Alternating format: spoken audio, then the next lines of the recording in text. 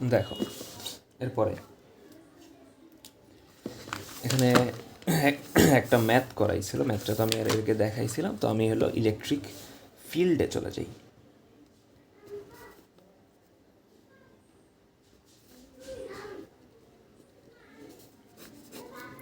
ঠিক আছে, ইলেকট্রিক ফিল্ডে চলে যাই।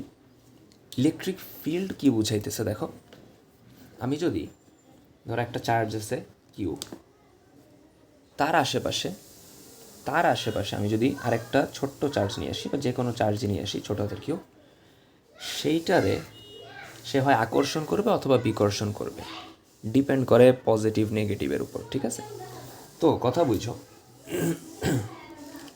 এদিকে পজিটিভ নেগেটিভের উপর ডিপেন্ড করতেছে।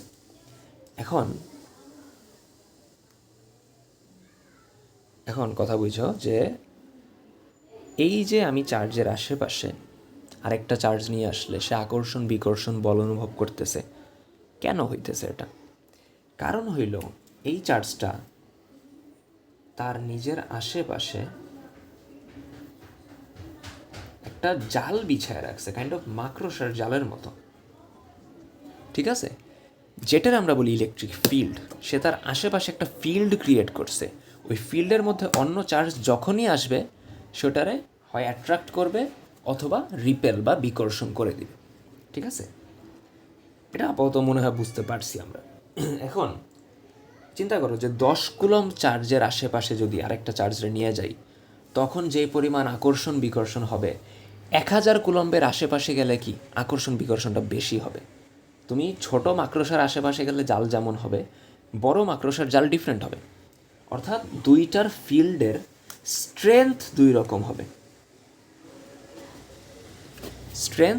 হবে। তো এই যে স্ট্রেংথ মাপার জন্য আমরা একটা রাশি নিয়ে আসি বা একটা কোয়ান্টিটি নিয়ে আসি, যেটাকে বলা হয় ইলেকট্রিক ফিল্ড ইন্টেন্সিটি। কি বললাম? Electric field intensity. এটার ডেফিনিশনটা কি? ডেফিনিশনটা হইল একদম সিম্পল হিসাব। ধরো আমার কাছে একটা চার্জ আছে কিউ, এই চার্জের একটা ফিল্ড ক্রিয়েট হয়েছে।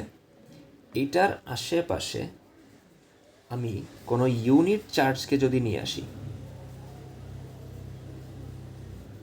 এটার আশেপাশে কি নিয়ে আসবো? কোনো ইউনিট চার্জ মানে একক চার্জকে যদি নিয়ে আসি, সেটা যে পরিমাণ ফোর্স ফিল করবে সেটার আমরা কি বলবো? Electric charge intensity. তাহলে বুঝো, এটার আশেপাশে ধরো আমি একটা কিউ পরিমাণ চার্জ নিয়ে আসলাম, ধরো এটা পজিটিভ এটাও পজিটিভ, তখন সে এটারে কী করবে? রিপেল করবে বা বিকর্ষণ করবে এফ ফোর্সে। তাহলে চিন্তা করো, এই কিউ চার্জের উপর ফোর্স অ্যাপ্লাই হইতেছে কত? এফ। তাহলে ওয়ান চার্জের উপর, যেটার আমরা ইউনিট চার্জ বলি, ফোর্স হবে কত? F by Q. অ্যান্ড এইটারই বলি আমরা electric field intensity E. E দিয়ে রিপ্রেজেন্ট করে। তাহলে E is equals to F by Q. এখানে কিউ, বড় হাতের কিউ বুঝাইতেছে যে যার ফিল্ড, আর ছোট হাতের কিউটা হলো আউটসাইডার। এর আমরা বাইরে থেকে নিয়ে আসছি টেস্ট করানোর জন্য। ঠিক আছে, এখন এই ফর্মুলাটার আমরা আরেকটু ভাঙবো। এই যে কিউ চার্জ আছে, চার্জটা থেকে ধরো আর ডিস্টেন্সে, এই হলো একটা পয়েন্ট, ওইখানে আমরা কিউ চার্জকে নিয়ে আসছি। তাহলে আমার ইলেকট্রিক ফিল্ড ইন্টেন্সিটি হলো এফ বাই কিউ। এখন এখানে ফোর্সের মান কত হবে? F is equals to K into Q one Q two by কত? R square. নিচে ছোটো হাতের কিউ, ফোর্সের ফর্মুলা দিয়ে দিলাম। তাহলে K into Q Q by R square. এই ছোটো হাতের কিউ উপরে গেলে 1/কিউ, কিউ আর কিউ কাটা। তাহলে ইলেকট্রিক ফিল্ড ইন্টেন্সিটি এটা আসবে কে কিউ বাই কত? R square. ঠিক আছে, কে কিউ বাই কত? R square. এখানে বড় হাতের কিউ কি বুঝাইতেছে? যার ফিল্ড। স্মল আর কি বুঝাইতেছে? কত দূরে তুমি ফিল্ডের স্ট্রেংথ চেক করতেছো। আর কে তো হইলো ওই কনস্ট্যান্ট। ঠিক আছে, এটার যদি আমরা ভেক্টর ফরম্যাটে লিখি, ভেক্টর ফরম্যাটে লেখার জন্য দেখো, ভেক্টর ফরম্যাটে লেখার সিম্পল মেথড আছে। সোজা কথা, আমি তোমার যদি এক্সাম্পল দিয়ে বুঝাই, ধরো এক্স অ্যাক্সিস বরাবর unit vector i cap, y বরাবর ইউনিট ভেক্টর জে ক্যাপ, আর জেড অ্যাক্সিস চিনি, ওটা হলো কে ক্যাপ।